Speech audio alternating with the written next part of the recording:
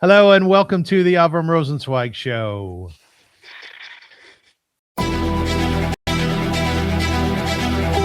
Welcome to one of the internet's best podcasts, where we dive deep into the lives of the extraordinary and fascinating people who leave an indelible mark on our world. Join us as we explore their captivating stories, remarkable achievements, and unique perspectives that shape history and inspire generations. Get ready to embark on a journey through the lives of inspiring people unlike any other.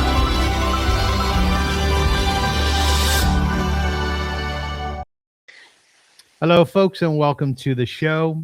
You know, there are some people who play music, and then there are people who carry entire histories, identities, and moral battles through music. Today's guest is such a person, Mark Rubin. Welcome, Mark. Thank you so much. What a great opportunity to meet you and your listeners. Thank you so much. Mark is a bassist, he's a vocalist, a storyteller. He's a scholar of American root music. He's a defender of Jewish identity and one of the most fascinating, fearless voices working at the intersection of culture, art, conscience, and Jewish life. He is billed as the Jew of Oklahoma. Mark's career stretches across worlds that really rarely meet. From bluegrass to folk, Americana to klezmer, from the deep musical soil of the American South to the aching soul of Yiddish song. He has spent decades moving through artistic spaces, often far outside traditional Jewish life, while never abandoning who he is. And that identity has often come at a cost. We will explore today Mark's remarkable advocacy work inside major arts organizations, where he challenges the erasure of Jews within contemporary DEI culture.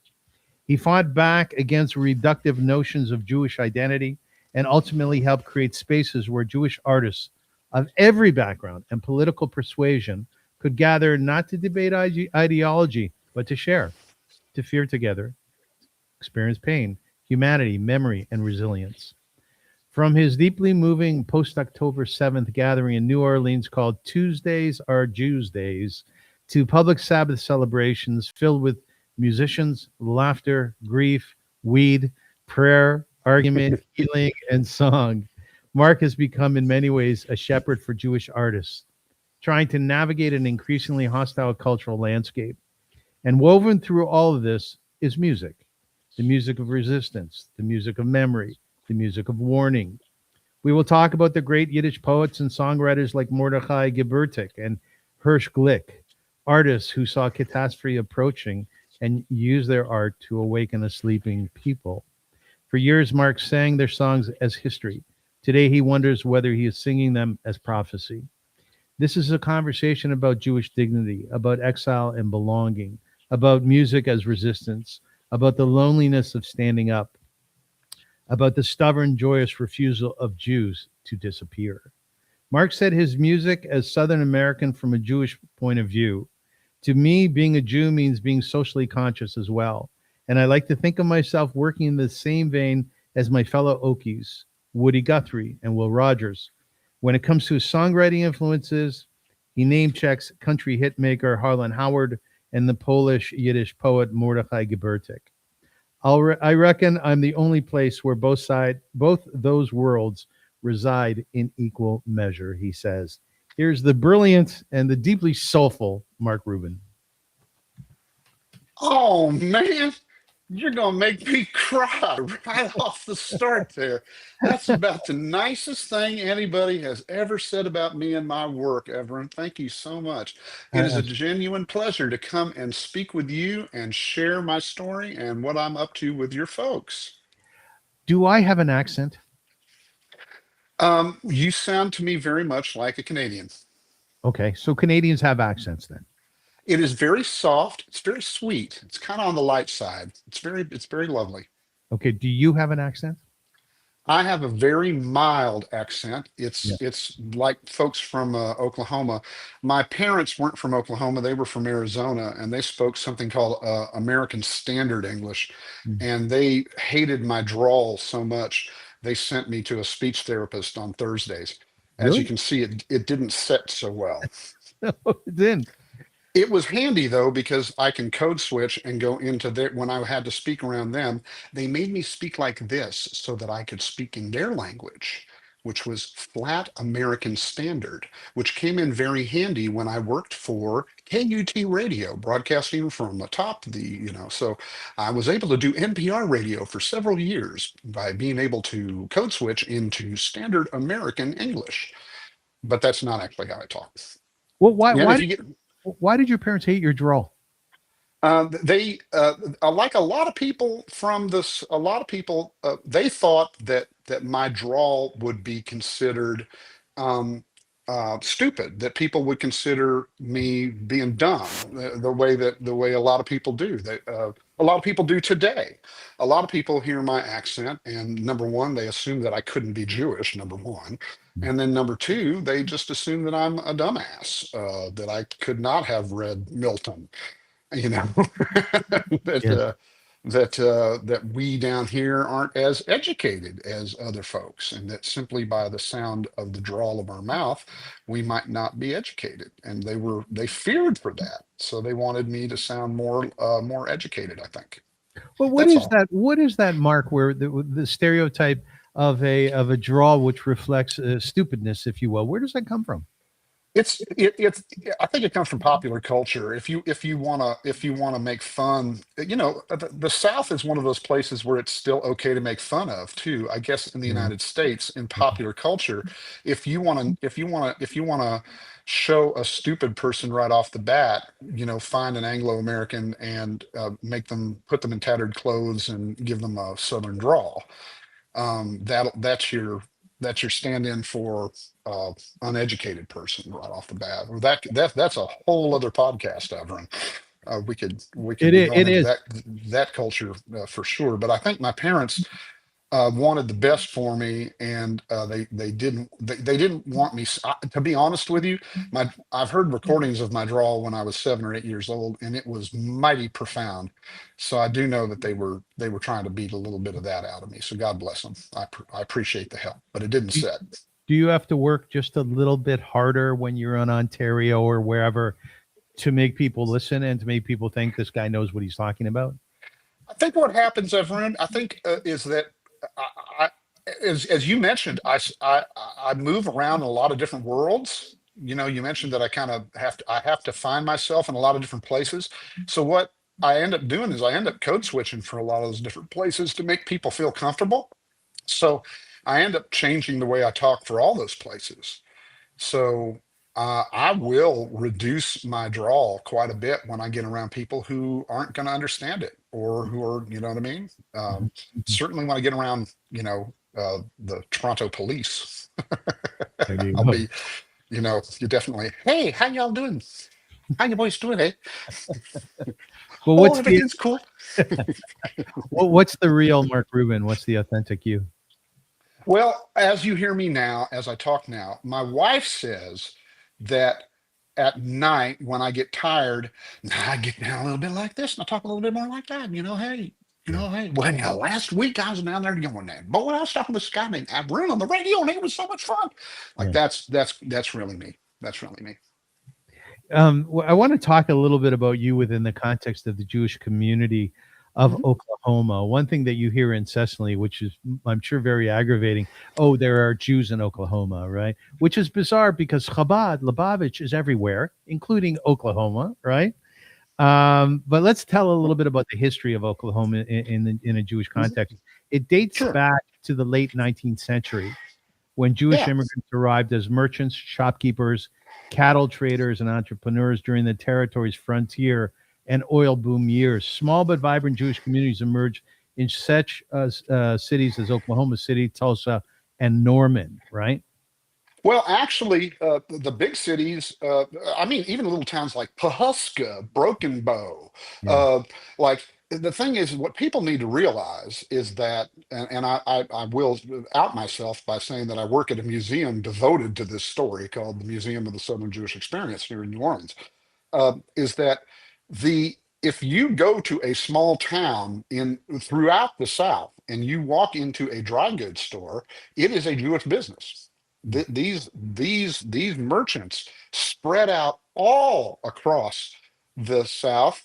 They began as tinkers with just a bindle stiff on their back. Then they went to having a mule in front of a cart.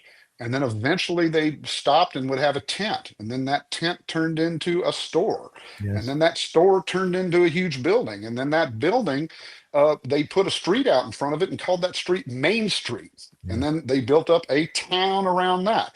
And that's why we have a Kaplan, Louisiana, and a Levy, Arkansas. That's why we have, that's the profundity of Jewish imprint on places like Oklahoma and Arkansas and Texas, is that these Jewish traders, many of whom, these Jews were Jews that came not from Russia or the Pale of Settlement. These were Jews that were coming from Germany, and they were not coming through Ellis Island. They were coming in through the South, through New Orleans and through Charleston and Savannah. So these people have a completely different narrative than the Jewish narrative that we think of the immigration narrative. So Interesting. they're here a lot longer. They're far more settled, and the thing about them is, they didn't speak Yiddish. This is utterly unknown to them. They're not Eastern European. They're Austro-Hungarian. In many senses. So they're pretty well assimilated, and so they kind of slip into the society, and they're just kind of accepted right off the bat as just another part of the tapestry of the folks that are moving into the wilderness, as it were, of the new Indian territory that had just been opened up for expansion there in 1889. So Jews were just part of the group. As far as Oklahoma is concerned, Jews were just a number of the people who were coming in with the other immigrants and other people who were coming in to stake their claims in the land rush. Yes. And Jews did pretty well for themselves. There were like I say, there were congregations in Muskogee and Ponca City and places like that. We used to go to Ponca City for High Holy Days when I was a kid. Ponca City. How many people live there?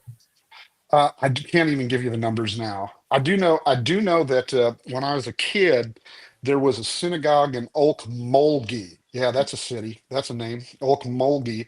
And there was a synagogue there, believe it or not. And the synagogue had fallen into disuse. And I remember my father drove out there and rescued the Torah so that we could use it in our town of Stillwater, Oklahoma, for our little Havarah that we were hosting there when my dad lived there in the 60s. So Are Okies ensconced in Okie culture, or is this just you? no, I think we all are.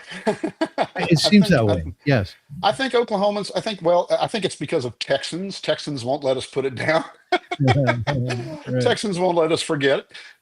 Yeah, they call us the Northern Colony, but Oklahoma has a very unique. We call it Native America. We live in the close proximity of Native Americans, more than any other group outside of, say, South Dakota or Wyoming, except those people are kept on reservations there. We live amongst our Native American brothers and sisters. In my case, literally. Uh, the Everybody's surrounded by Native Americans, and the Native American history, the visceralness of Native American history is right on top of you. Yes. I used to say, my father, pointed out to me that from a very young age, especially when they were first teaching us Holocaust studies, that I need not ever visit a concentration camp. There's no need to visit a concentration camp. I woke up in one every day.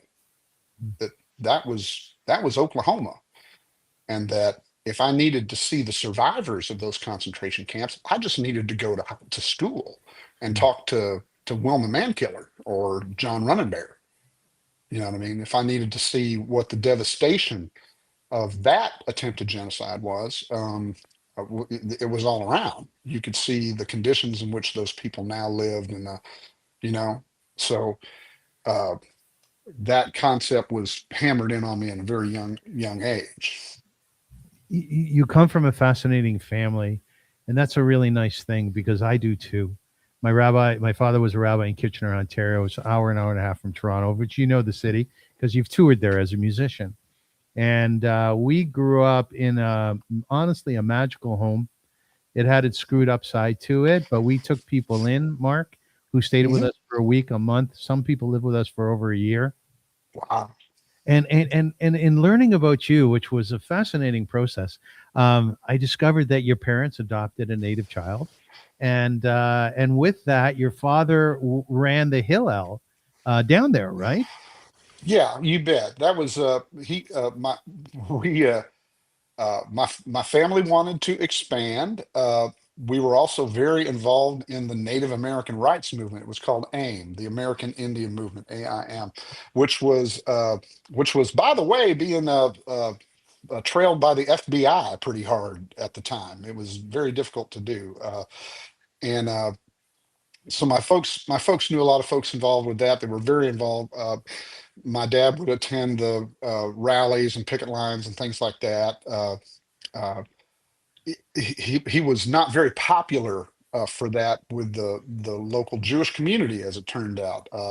He took a lot of hits from the B'nai B'rith, for instance, because it wasn't it didn't do well to be seen for Jews to be seen coloring outside the lines, as it were, of Oklahoma life. Getting by in Oklahoma was just fine, but if you stepped out of line of the lines of white supremacy, then things got then that looked bad for the Jews. So it'd be Yeah. like, Bob, what are you doing? What are you doing? You know what I mean? Like, you don't hop the chine. You know what I mean? Like, things are like, There's life a was really, there's a Yiddish saying, by the way, "Soll sein still," and yeah, this the old Jewish school, which is just be quiet. Don't let the yes. goyim, don't let the non-Jews see us. Right? Yeah. Yeah, but you understand, my family is 4 generations deep United States Army, which is crazy when you realize that my great grandfather emigrated here to avoid conscription in the Tsar's army, right? The whole point was to get away from military service. And the first thing my grandfather does when he in 1936, when he sees that Hitler is elected, he joins the US Army, Yeah. and then serves with distinction all through World War II through the Pacific Campaign, and then stays in the U.S. Army as a reservist to the end of his life and becomes a colonel. My father joins right out of college, joins the U.S. Army, right out of high school, joins the U.S. Army, goes into the U.S. occupation forces in Germany. His kid brother goes to Korea, fights in Vietnam. His son goes and fights in Afghanistan, and his son after him goes and fights in Afghanistan.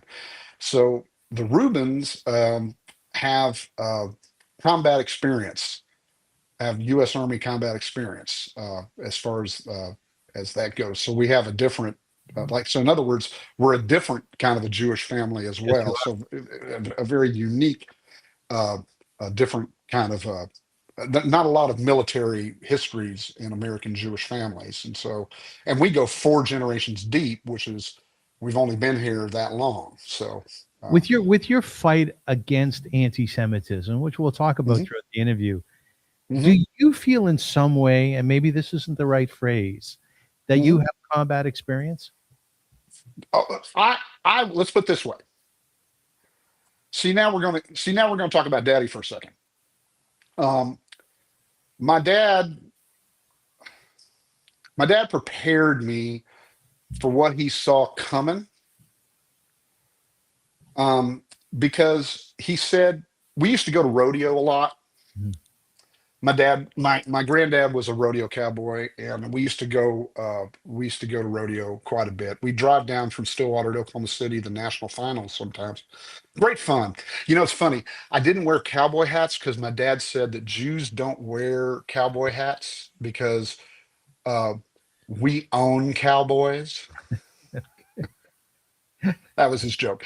But it's funny, and I didn't wear cowboy hats back then. I wore Western hats, not cowboy. But we'd go down there. My dad would say, "Look around here. See all these people here? Aren't they nice? They're treating us nice, aren't they nice?" I said, "Well, he said, don't you forget, son, if these folks had their druthers, we wouldn't be here. So just keep that in mind. If they had a chance, we wouldn't be here. So just Do you, keep that in mind." do you And carry that then today? And I've carried that with me my whole life, because then, this is all before my bar mitzvah, by the way. He told me, we were talking about something about Germany and about his time there in the occupation forces, and he was reminding me that that Germany, he felt comfortable visiting Germany and going there, and he went to Oktoberfest and he vacationed there, and he had a great time in Germany. He had no truck with the German people at all. He felt, as he said, they done got whooped. They got whooped. He walked around in the rubble of Berlin. He saw the devastation that those people had to live in. He felt that they got their gooden, and they knew that wasn't going to happen again. That he said no. He said, feel comfortable about the German people. Don't you worry about that. Um, so so we were talking about that or something. But then he said, however, he said, look, son, just be aware, because he was a history teacher in high school. He's a high school history teacher, and it was a war. He's a military historian. He said, if you want to know real history, study the history of war. That's real history. Mhm. And he said, every 100 years or so, the world is going to turn its back on the Jews, and that's going to happen in your lifetime. So just know that. And so, ever since I've been a little kid, my head has been on a swivel, you know, that these folks around us, they're nice and all, but really, if they had their druthers, we wouldn't be here. Mhm. And historically true, every 100 years or so, the world finds a reason to turn its back on Jewish people worldwide. So, you know, keep those two things on deck. Now, look, I've had a psychiatrist now for 12 years. Good old boy. He's from Mississippi. We get along real good. Yeah. He said, he told me 3 years ago, he says, Rubin, he says, for years now, I've had you on my file as a delusional prepper. And now he says, I think you're just prepared. Hmm. He says, I don't think you're delusional. I said, I don't think you're delusional. He says, I think you're just prepared. And I was like, well, okay. Psychiatrist says I'm not crazy. So I feel much better. I've interviewed many, many, many Jews and non-Jews throughout my years of interviewing, and I often ask the question because I'm truly not clear on it. I'm truly not. Mhm. I'd love to get your perspective on it. How come every 100 years, like your dad says, the world turns on us? Why the Jew hatred? Well, Daddy would say, because it's easy. It's it's handy. It's useful. It's been used. It's a tried and true. It's like salt and pepper. Yeah. Why does salt and pepper get used on everything? Because it works. Yes. It's handy and it works. You know, and the deal is we ain't going nowhere. You know what I mean? Like, we're not going anyplace. So we're always going to be around to kick. So that's my best. How's that for an answer, Everett? Have you been kicked around a lot? Well, I'm a big boy. I've always been a big boy. Um, I've had stuff said to me, and I've had stuff done to me. It wasn't until my professional career did I start noticing uh, where anti-Semitism really started coming into my life. I mean, look, when we were a kid, let me give you an example. Here's Jewish life in Stillwater, Oklahoma. Yes. My daddy insisted upon Jewish representation. If the Christians got pictures of the Easter bunny during Easter, the Jews will have pictures of Passover during Passover. You know what I mean? Like, that's going to be in the paper, damn it. So, of course, there is a picture of the Rubin family enjoying explaining the Seder plate, Yeah. right, in the Stillwater paper. But you got to understand, in small town America, when they put your picture in the paper, they put your home address. Yes, we had that too. Yes. You remember? Yes. So it's cue the swastika on the door. You know what I mean? Just like cue the swastika. You know what I mean? Now looky here. This happens so often. My dad used to joke. He would say, "Now look, I want to catch them boys. I want to catch them boys so bad. Now, not to beat them up or stop them or anything. I just need to give them a good lesson on how to paint them correctly, because they always get them backwards." He's a good man, your dad. You know what I mean? Yes. Boys, it's up here and down and down. And always backwards. He said they were just too dumb to be anti-Semites. They weren't anti. They were just dumbasses. They weren't anti-Semites. They were just dumbasses. And I mean, we had I knew when Hitler's birthday was, because that's when he got the brick through the window. And we had a cross burned in our yard on one occasion. It was a sorry excuse for a cross, but it happened. Um, and there are soft forms of anti-Semitism that have to do with evangelical preaching, which I find to be very, when people try to uh, uh, proselytize to you, I find that anti-Semitic, frankly. So having teachers and public officials come and proselytize to you publicly in public spaces, Yeah. I find that to be, that happened to me a lot in my life. What's very interesting in that light, your father had a line that he shared with you if you were approached by bigots or anti-Semites. Oh, What was that line? yeah, that was a good one. Like a common trope that you hear in the South is the Jews killed Jesus, Jesus. Yes, we right? did. Yeah, Yeah. the Jews killed Jesus. Well, so you would get this, "Hey, Reuben, didn't y'all's people kill our Lord?" And the proper response was to not hesitate, not for a second. It was not hesitate and go, just go, "Hell yes, we did. Bring them back. We'll kill them again." Did you use that line actually? Yes, I did. And And the how key did it? is to step forward, lean in, and say it with confidence. And the thing is that there's two things at play in the South. In the South, generally speaking, when someone says something really obnoxious like that, Yeah. sometimes they don't mean it. They're just being obnoxious and probative, Mhm. right? Now they could be a hurtful bastard. They could be that. But they could just be probative. They're going, "I've never met a Jew before. Right. What kind of metal are these Jews made of? Huh? Well, let's stress test one. Well, here's a Jew I ain't never seen. Hey, okay. Well, let's. Huh. What happens when you poke a Jew? Like kick a tire. You know what I mean? Like I'm from down here. I know how we think. Do you know what I mean? Like, so Have that's you something have I you been do. have you been in fights, physical fights? Yeah, Why sure. you're astounded by the question? I haven't. Sure. You haven't? No, no, Well, no. we live a different life here in the South, I guess.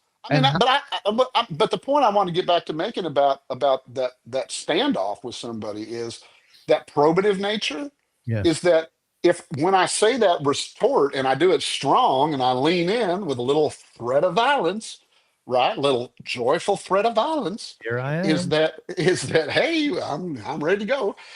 Is that 9 times out of 10, everybody just starts laughing. Right, Everybody gets the joke, and right. it breaks the tension, and they go, "Well, you're looky there. You look at there. That's what them Jews are. Yeah. Them Jews are funny. Them Jews are funny. Look at him, man. He made a joke. Look at that. I talked shit on him. Look, Bill, I talked crap on him, and he made a joke. Hey, come over here, Reuben. Come over here. Let me buy you a drink. Come here. And then you make a friend for life. Yeah. You know what I mean? And then you're like that in the community. That's what happens sometimes. Now, see, what would happen? What would happen to our Yankee Jew friend who would be put in that same situation, who didn't understand the background culture that was going on. What would happen, dare I say, to the Nebuch who would find themselves in that situation, who would be poked and prodded by someone that with an anti-Semitic tack like that? Yeah. Good Well, question. gosh, they'd fall like a house of cards. Yeah. You know what I mean? And friend, that would be what Jews are.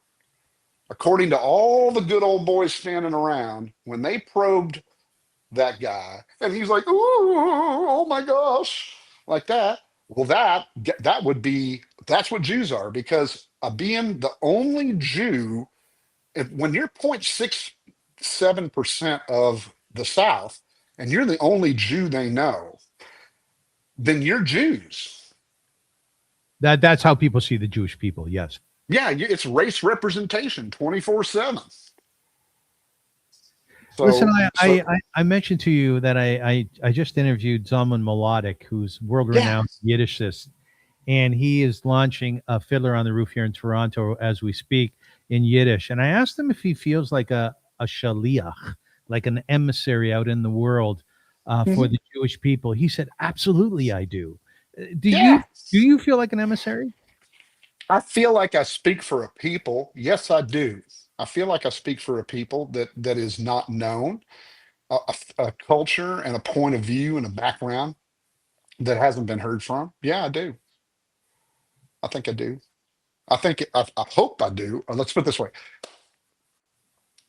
There's a Jewish singer-songwriter that I work with who told me one time, I'm forgetting his name, but I play one of his songs on my records, and I'm going to feel really bad about this right now. But he told me, he said, "Look, man, if you're going to be a folk singer, Yeah. you have to have a folk to sing for. Yes. Otherwise, you're just a singer-songwriter." And I aspire to be a folk singer. I think there's a folk that I sing for. I think that there's a people that I represent, that I hope that I'm an avatar for. I hope that I am saying things and doing things in a way that I'm doing for people that they can't do for themselves. I hope. So when you were part of your bands, a number of which has very interesting names like Bad Livers, which we talked about before. Mhm. We can get into the reason for that later. Yeah.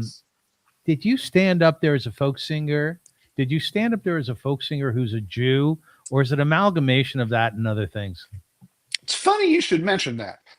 Early in my career, I didn't really, my Jewishness wasn't really kind of um, wasn't really at the front. It wasn't really a big part of my life. I was a younger person. I was really involved in the music scene.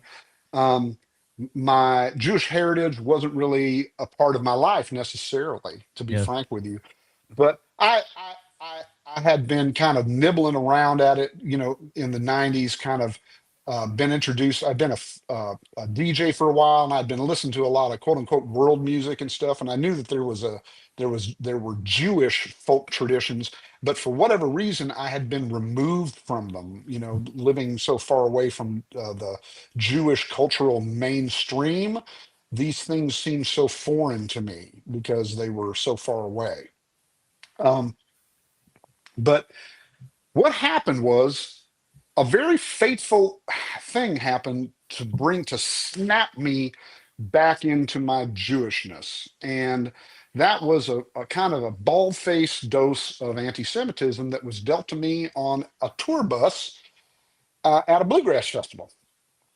My group Bad Livers was doing real well for itself. This was about 1999, and we were label mates with a lot of very important, famous bluegrass bands at the time, and we knew them. We were contemporaries and colleagues.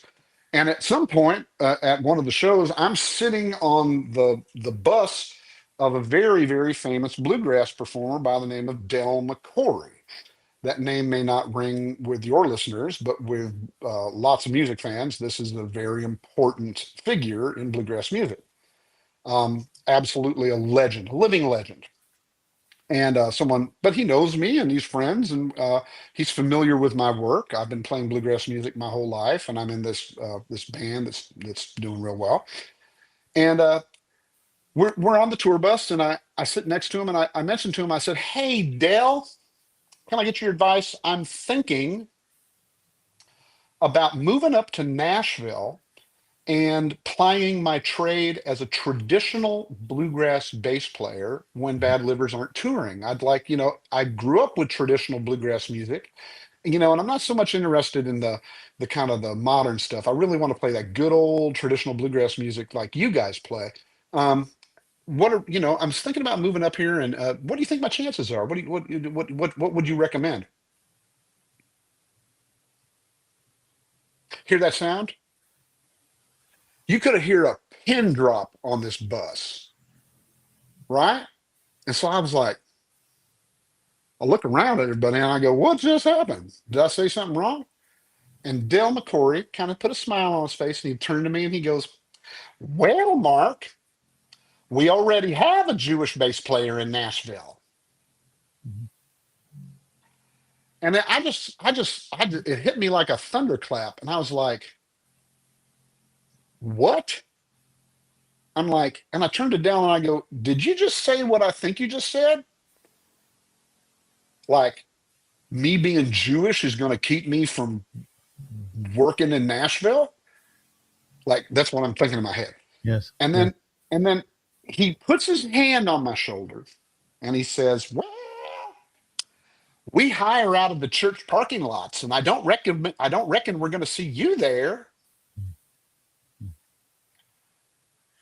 And I was like, well, number one, how did he know I was Jewish? And number two, because I never led with it. I never brought it up, never made a big deal about it. What the hell was up? What was it? What was with that? Right? And then number two, what the hell does that have to do with anything? Yes. Yes. like I grew up with this music. It's my culture. It's mine. I'm from here. I do this. Like, oh, just because I don't go to the church, oh, I get it. I see. Well, that was that. What was the outcome of that conversation? Where did it go? The outcome of that conversation was, I said, well, Dell, I guess I'll just stay in Texas then. And then the outcome of that conversation was possibly Bashert, because things happen for a reason.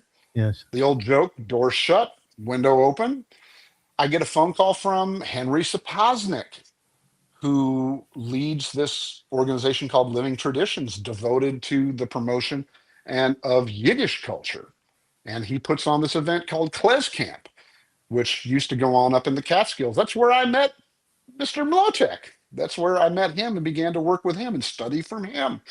And where I was welcomed with open arms as a Jew. Yeah. Not as anybody who had any depth or any history in Yiddishkeit, but I was welcomed as a musician and as a Jewish person. And so I spent years and years and years and years and years and years in, studying and being involved in this deep, deep, deep Yiddish culture, which was not my native culture. It was, you know what I mean? It was. Yes, I do. Yes. Do you Yes. know what I mean? So like I'm in this living embodiment of, what is it, nurture or nature? Do you know what I mean? And then there were these bizarre occurrences where I would be hired to go and play klezmer music over in Germany and Poland. And they would be hiring me to do it simply because I'm Jewish, right? Not because I'm an expert Yiddish musician. It's just because I'm a Jewish musician. Therefore, I must be qualified. You know what I mean? Like, that's a form of anti-Semitism in a weird kind of way. Well, right. You know but, what I mean? Like, but the flip side is, my question is, how did you wear your Jewishness? This sort of newfound identity. How did you wear it? well, see, I wasn't wearing it at all when this all went down. Do you Right know on. what I mean? Yeah. So what it did was, it goes, well, that whole world is closed to me at this point. It's like, I see. I have to put an armband on now. I get it. Here's the deal. Somebody put a yellow star on me. So let's make the best of it, almost. You know what I mean? It was like the traditional bluegrass market was closed to me at that point, so that was going to be dead. So I jumped in this klezmer community with both feet and embraced that very deeply, and became very well known in that community, and spent a great life as a performer and a musician and a pedagogue in that, an educator in that field. Still do, and was just in New York this week playing with some of those musicians, just last week. So it's a major part of my musical identity now. Were you really pissed off at the bluegrass community? Still am. You still are. Well, I mean, um, I'm not, I'm pissed off at the way it is, but I'm philosophical at the point where I understand that communities get to set their own standards. Yeah. So if those are their standards, then they get to set them.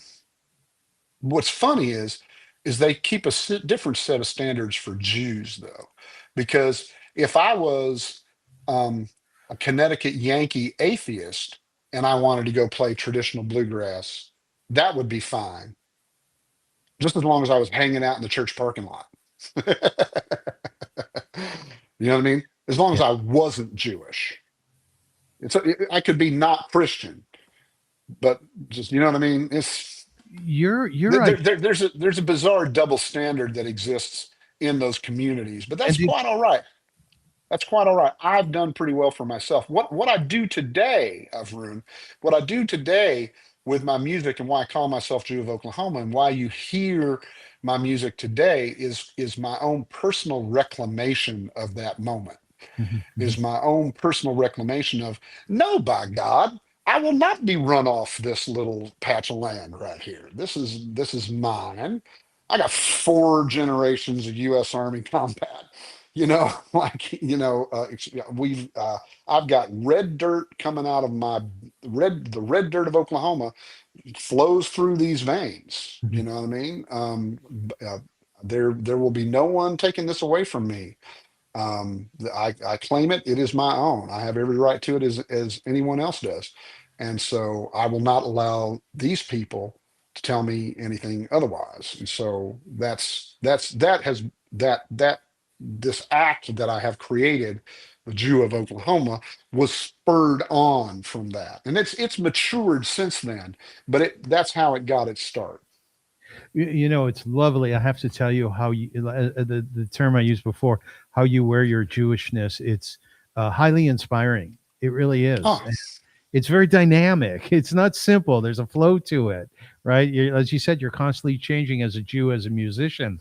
One of the things that you have done is that you have played music that has been made by Jews throughout history. And one such name that jumped out at me was Mordechai Gebirtig. oh, He yeah. was born in 1877. He was murdered in 1492, and he was an influential Polish Jewish poet and songwriter of the interwar period. He was shot by Germans in the Krakow ghetto, occupied Poland during the Holocaust, and a number of his Yiddish songs are sung to this day, including Es Brent, Rezele, Moishele, Mein, Freund, and Kinder Jorn. Firstly, I Yes. want you to know that when we mention his name on this show, and when we talk about Mordechai Gebirtig, I find that that is a way of bringing him to life. That is a way of bringing Judaism and the beauty that lies within it to our listeners, to our viewers, and it reflects sort of a thread of the beauty, the importance of Jewish music, Jewish song, and of these people who lived before us, some of whom were murdered by the Nazis. Tell us of Mordechai Gebirtig. What is he to you? Oh, Avram, I couldn't agree with you more. And that is precisely why I feel it's so important to take his message and bring it forward Yeah.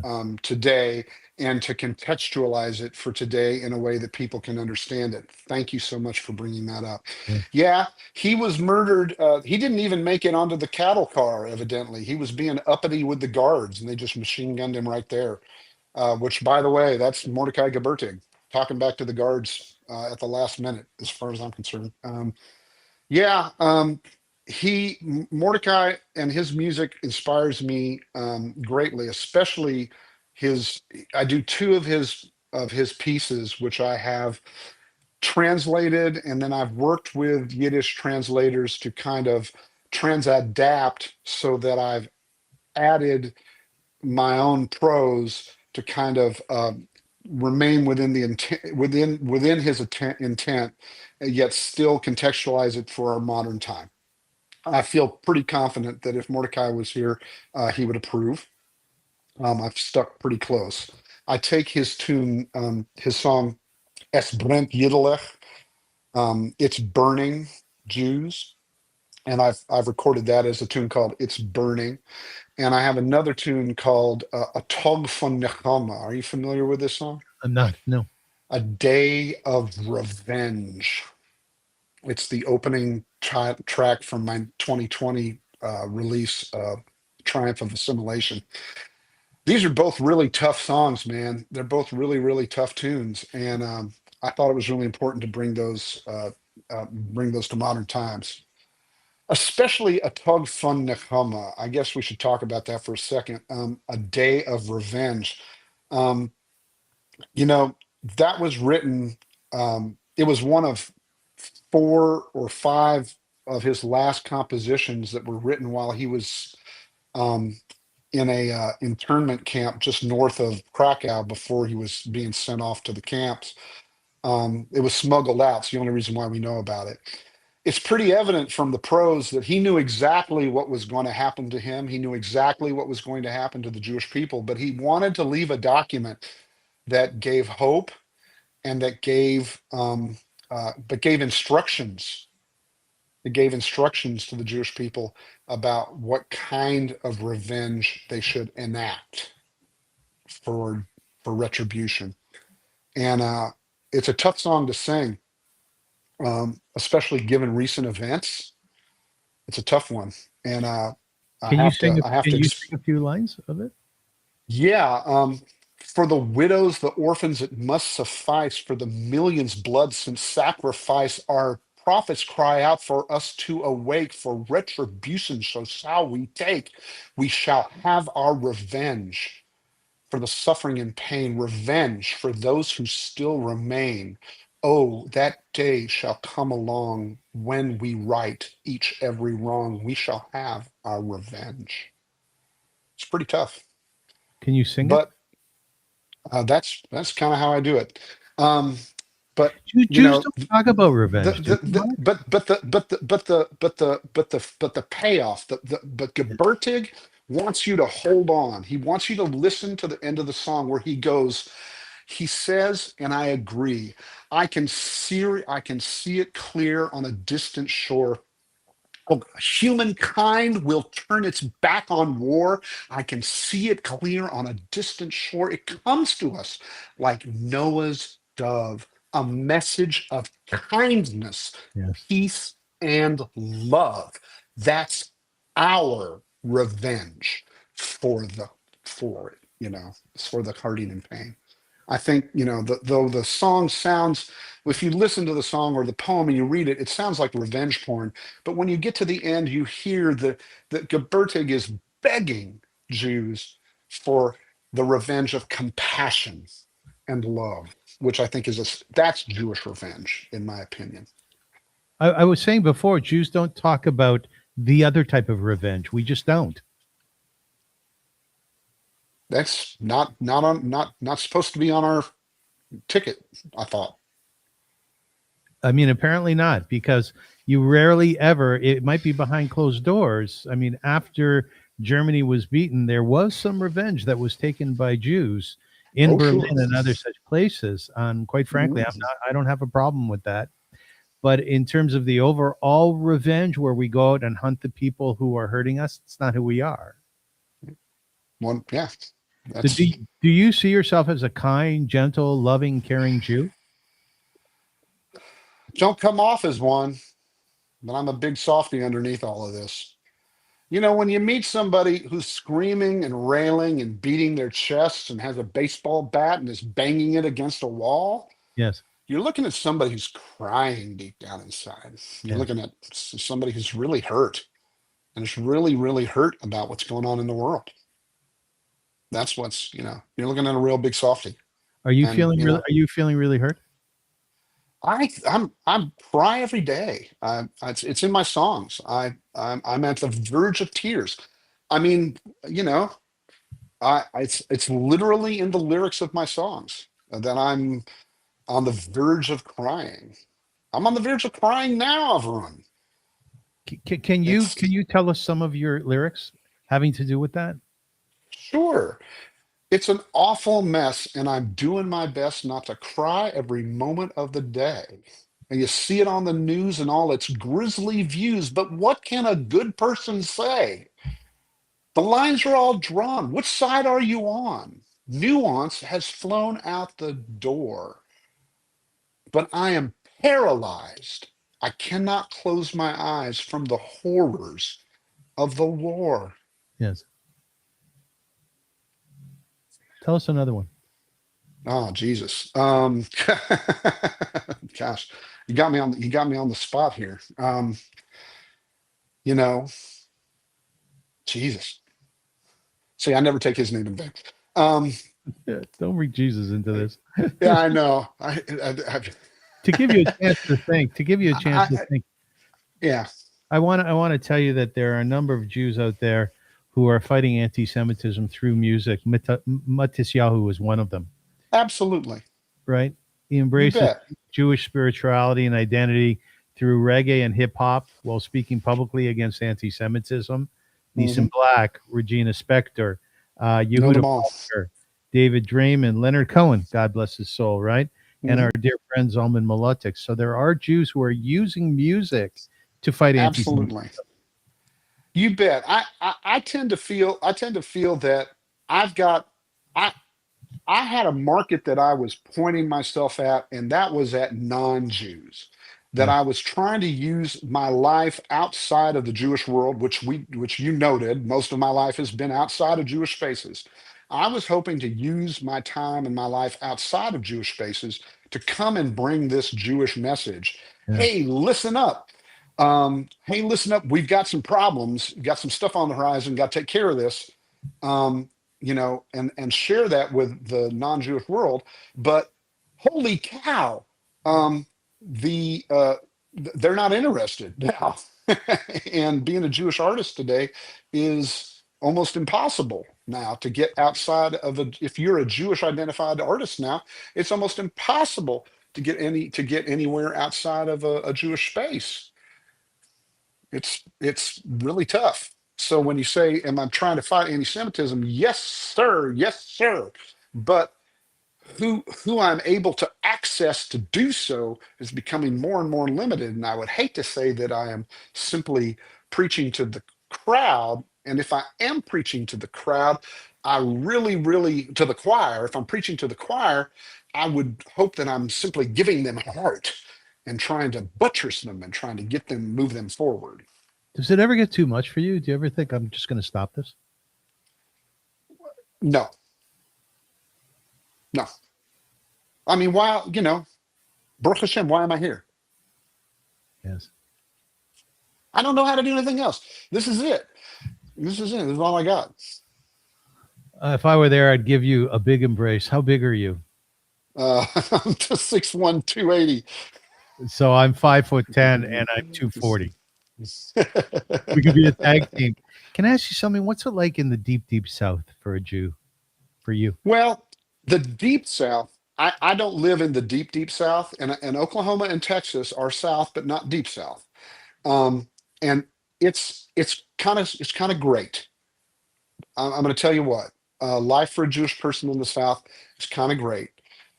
Jews have been integrated down here and in part of Southern life. We've been part of the fabric of Southern life since the 1700s, and I think it's wonderful. Y'all come visit. We'll show you around. We got the best food, got the nicest neighbors. Every now and again, look, anti-Semitism is knitted into the fiber of our into the fabric of our society. That's Yeah. just what it is. Yes. And like I tell people, the South is this dichotomy of absolute unacceptance and absolute acceptance all at the same time. And if you can live within that dichotomy and understand it, this is this is so wonderful. And they talk about, I work at the museum and people come in from Canada and from back east and they go, "Are you experiencing any anti-Semitism these days?" And I'm like, "What? What are you talking about? I don't know what you're talking about." Like, what? Like literally. Like we don't know what you're talking about. Like everything's I don't want to sound Pollyannish, but here in New Orleans or like some idiot went and burnt down the synagogue in Jackson, Mississippi. But look, living in the South, a synagogue getting burnt down every 30 years or so seems about right. It's not bad. It's not bad. It's pretty good average. Pretty good averages. So y'all seem pretty upset, but down here we're like, Mark, is there a fusion of gefilte fish and crawdads, Jewish food, and There's great Jewish Southern food down here. Matzo ball gumbo, people talk about, really? and yeah, deep fried matzo balls, sweet corn latke. That's a good thing. Now, my family have our own latke recipe. We, a lot of people like to put onions in latke, Yes. but in our family, we put onions, green peppers, red peppers, and serrano peppers, and then we serve it with sour cream and salsa. Are you a happy man? Would you say?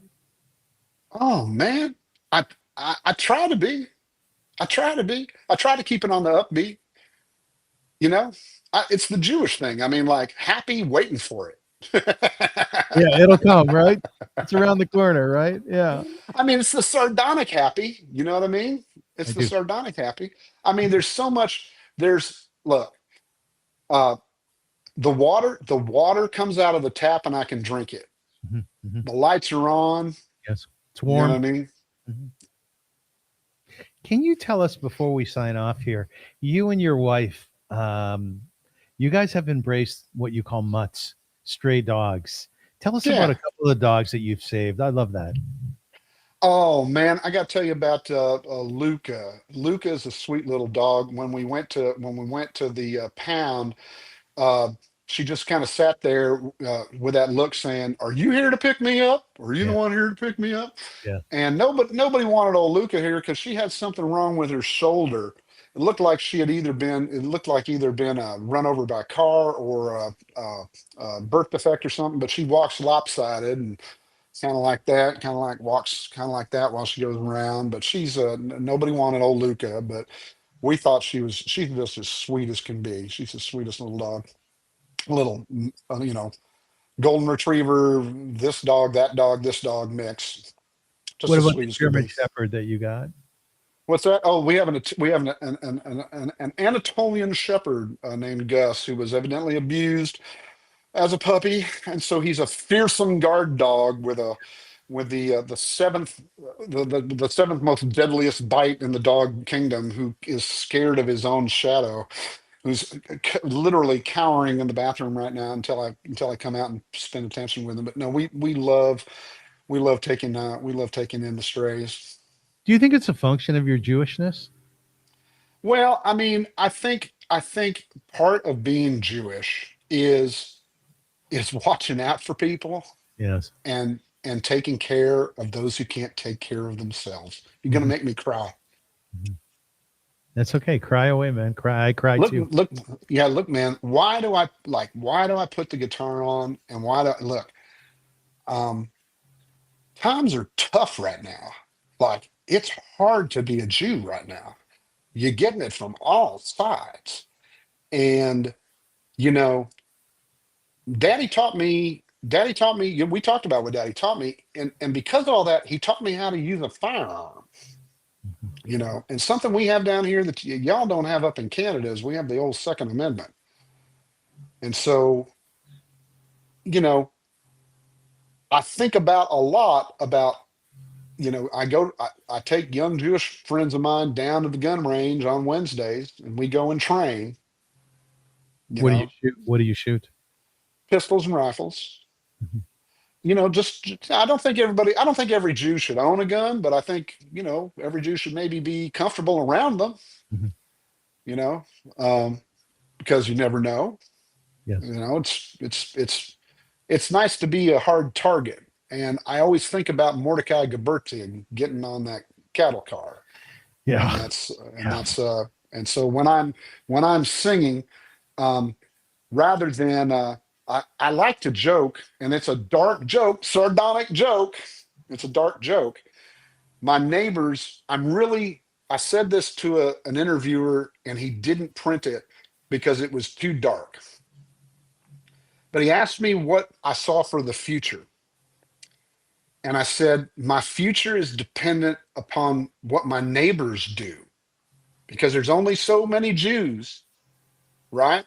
So we are dependent upon our neighbors. And so my future depends on them. And I've only got two things to control that right now. And one is an AR-15 and 3,000 rounds, and the other is an acoustic guitar.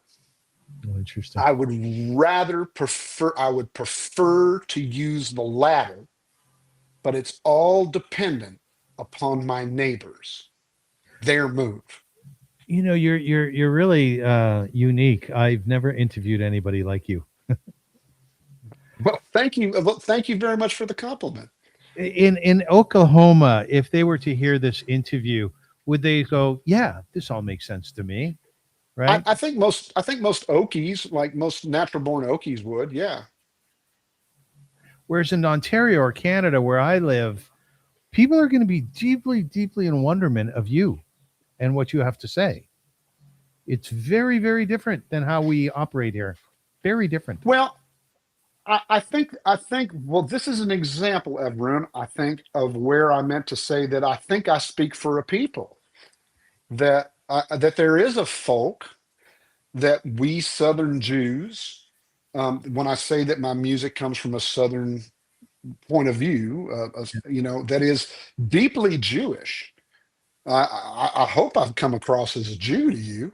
Deeply Um, Jewish, but oh, a thank different you. sort of Jew. Yeah, I'll tell you what I think when I listen to you. I think we hmm have to be highly aware and highly conscious. And tell me what you think of this. That there's not one type of Jew out there. Well, thank you. I like to say there's 15 million Jews and 15 million Judaisms. Yes. Yeah. And just between you and me, you know, the way I dress, the way I sound, the way I hold myself. Um, when I go back east, I go to Toronto and I get around Landsmen, right? Man, a lot of those people, they become incredulous about, and they will make a Jew like me feel less than. Mhm, mhm. They will oftentimes make a Jew like me feel somehow less Jewish somehow because I don't fit the mold that that there's of what a Jew is. So Auburn, I really appreciate what you said because that really resonates with me. I I think tell you from my heart, I'm not being obsequious here. This is from my heart. I think you're a magnificent Jew. I really do. I feel thank great you. love for you. I feel great love for you. I really do. Oh, thank you, everyone. I really appreciate that. That's you're gonna make me cry again. It's very difficult. Let me tell you what my work has felt like. And we Jews like parable, don't we? Yes, we do. Storytellers. Yes, we are. Yeah, we're storytellers. I feel sometimes like there was this wizened old rabbi who lived in the old quarter of Jerusalem, and he made it his habit to go to the Wailing Wall every day in prayer, every day, and all through all of the conflicts that have ever happened in Israel, through all of the wars, through all of the fighting, through everything, he would make the treacherous trip to the wall and pray. And then a guy from Times of Israel heard about this, and he wanted to interview him, and he said he went and found the old rabbi, and he sat him down and said, Rabbi, if you don't mind how is it possible that you've been able to do this? And he goes, this has been very important to me. I think it's very important that I do this. It's, he goes, but Rabbi, what have you been praying for? I mean, what have you been praying all this whole time? And he goes, it's very simple. I ask one thing and one thing alone. I just want peace in the world. And the poor reporter's going, well, Rabbi, but through all this conflict and all of this that you've experienced personally, like, how do you feel about that? I mean, doing all this, going all this times, doing all of this, going through all of this struggle. How do you feel about that? And the rabbi looks up at him and he goes, makes me think I'm talking to a damn brick wall.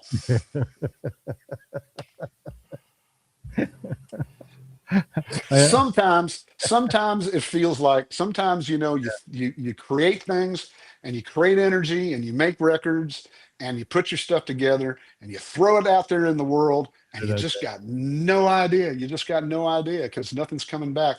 But when you meet a fella like you, Avrum, it really makes it all worthwhile. I feel the same way about my podcast. I'm sitting here thinking millions of people need to hear you because your message is so incredibly important and it resonates. It's going to resonate with so many Jewish people and non-Jews. And that's what I'm sitting here thinking. And how many people are we going to get this out to and how many people are going to listen? I'm hoping a lot. 2 last questions for you, okay? Please. They could fill whole podcast, these questions, but I need to know. My first question is, where is God in all this with you? Mm-hmm.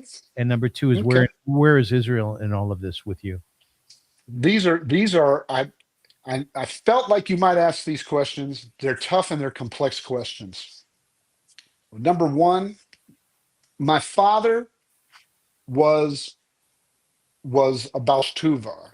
He had a religious experience in a non-religious household. And when he was in the military, went through his bar mitzvah training and became Baal Teshuvah. Became very observant almost my whole life. When I was a young kid and went through bar mitzvah training, he said to me, he says, I never had a spiritual relationship. I never had that spiritual moment. And my father said to me, he said, don't worry, God will speak to you. It'll happen. Just let it happen. Don't worry about it. But he said, in the meantime, he said, just behave like there is a God. Just look, we have this Torah, we have this Talmud, we have these things. So let's just follow these customs and these traditions, and that'll be Ganuk, So that is how I've operated. And to this day, Avrum, I'm waiting. I have yet to wait to touch the hem of his garment, mm-hmm. as it were. And I'm allowing for it. I go to shul. I'm there at the Amidah. I'm open. I'm open for it, but it hasn't happened yet. Okay. And so, but maybe, let's put it this way. I'm not smart enough to know there is no God. That's one way of saying it, but I'm open for it, and I'm there, and I'm in the community, and I'm in that world. So that's my complex answer to that. And Israel, this is where my upbringing as a Southern Jew makes it complex and strange. And that is that our life as Jewish people in the South was never centered around Israel. It was centered around our lives in Oklahoma. Israel was a place that we sent tzedakah to, and that we cared for deeply and loved deeply, but there was never like Israel consciousness. You want to know something funny? Is that my mother was a kibbutznik for 2 summers. Oh, I see. And in 63 and 64. evidently had the time of her life. Yes, She you would. told me. For a short stint, you would. Yes. Yes. So, so she was picking. So she had nothing but great stories to tell about her time there, and um, personally, I find the entire issue today so devastatingly heartbreaking and fractured and torturous that to touch it would create so much division within our community at a time that I cannot stand for division. Mhm. And if there's anything that I want to do with what I'm doing right now, is I want to find those things that all Jews worldwide, in Israel and in diaspora, what we share together. And what I insist on is having a healthy Israel and a healthy diaspora. And I insist on Jews worldwide being healthy and happy wherever they are. And I want to focus on those issues that we all shared ultimately together. And I that's the best Have you answer I been have. in Israel? I've never been ever. No, I really want to go too. Oh, I've Mark, I've you need to go. I've always wanted to go. Yeah. I'm who doesn't want to go to the Wailing Wall? Who doesn't want to go? You know what I mean? Like I want to go. I've always wanted to go. Listen, I've been working with AI over the last number of months, asking you to create ode to poetry about my guests. So I have an Mhm. ode to Mark Rubin, which was created by AI, and I'd like to read it to you. Thank you. You're welcome. There are musicians who entertain the night, and there are musicians who carry civilizations in their hand. Mark Rubin walks somewhere between Oklahoma dust, New Orleans smoke, and the long trembling road of Jewish memory. He sings with banjo and bass lines, with broken prayer and stubborn laughter, with the ghost of Woody Guthrie beside the sorrow of Mordechai Gebirtig. In his hands, bluegrass becomes testimony. Americana becomes exile. Klezmer becomes survival. He is the Jew of Oklahoma, part rabbi, part outlaw, part wandering troubadour, standing beneath southern skies, asking whether a people can remain whole while the world asks them to disappear. After October's darkness, Mark gathered frightened souls in New Orleans, where Shabbos candles flickered beside guitars, where grief danced with weed, smoke, and argument, where Jews remembered how to sing again. Mark Rubin does not separate music from conscience. He carries both like an old tattered suitcase, heavy with history, heavy with warning, yet somehow still swinging to the rhythm of joy. And through every note he asks, will the Jews survive? Then answer softly, listen, we already are. Oh man, Yeah, now I'm crying. Yeah, now I'm crying. yeah, I've run, man. It, I it know. is, it is so good that um, we have been brought together. This is the Can we shinest smoke shit. weed together one day? Look, is FCC watching this? Um, it's In Canada, it's we it's can do it's it. No problem. it's. Oh, that's right. You can have it. You can have Uber deliver it. Last time I was No there, problem. Yes, Uber delivers. it's no problem. We shall. I would love to take the sacrament with you. I think you'd be a blast. It would be my consummate. It would be my consummate joy. And we didn't even get into me fighting the DEI fight or any of that stuff. That's So true. We we, didn't we have touch. I'd love to do another interview down the road. we'll have another interview. But until then, I want to thank you very much for this. It was really really enlightening to hear your life story, the complexity of it, your approach to Judaism, God, Israel, the whole thing, and you're very well thought out. And I'm guessing that music has helped you do that. I guess when you have a music sheet in front of you and you're developing music and lyrics, you need to think things through, and you've done that very well. You really have. Thank you. You've Yeah, done thank it. you very much. I really I think we as Jews we tend to overthink Yeah. So there's a point that's beautiful about music that makes you stop thinking Yeah, good point. and feel, Good point. and makes you feel. And Where that's a beautiful point. where can people find your stuff? I'm readily found. All of my music under the moniker Jew of Oklahoma can be found on Spotify or on YouTube. Or if you would like to support my efforts and pay for it, Mm. you can find me at Bandcamp, Jew of Oklahoma. And you can find, I don't just do this music, I do a lot of music. Yes. You're going to find a lot of music there, but you will find 4 whole albums of Jew of Oklahoma. And the thing is that I keep releasing singles as new things happen in the news. I release a new single every now and again. So there's always new things to talk about. Yeah, it's exciting. Ladies and gentlemen, thank you so much for watching. Thank you so much for listening. I often tell people that the reason I do these podcasts is because I want to pat humankind on the back, but remind of how the greatness within our world through inspirational interviews. This is a highly inspirational interview, and you ask yourself, what can you best take out of this last hour listening to Mark speak? And quite frankly, I think the thing that resonates with me, that comes to the fore, that word that floats to the top, is pride. I think you're a highly proudful Jew. I really do. Your pride is it's palpable. I can feel it over here.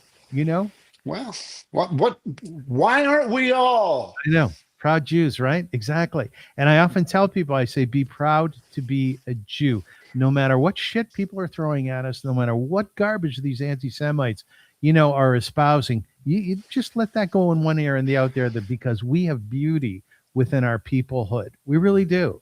And I think you've embraced it so nicely, and you've done it through music. You've done it in other ways. And I also want to remember your father. Your mother's still with us. She should be well. They raised a good boy. They raised a good boy. They really did. Yeah. Thank you, sir.